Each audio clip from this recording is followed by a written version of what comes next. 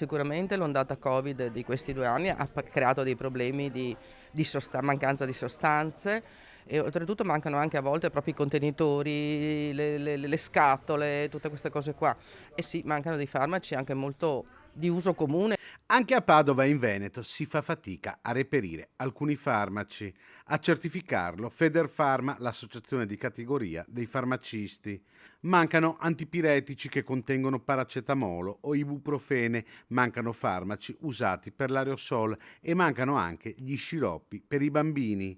Nelle farmacie si cerca di aiutare i pazienti suggerendo alternative. Cercano di adattarsi e poi noi chiamiamo il medico, magari per prodotti tipo il cortisone, tipo il Clenil, allora chiamiamo il medico, lo informiamo e magari cerca il medico di sostituire con un'altra cosa, però in effetti stanno mancando parecchi farmaci, anche farmaci, ripeto, più banali. Una soluzione di breve periodo non c'è, ci confermano. Si stanno però cercando di pianificare gli acquisti futuri. Noi speriamo con l'anno nuovo, abbiamo fatto già ordini programmati per vedere che possa arrivare il prodotto.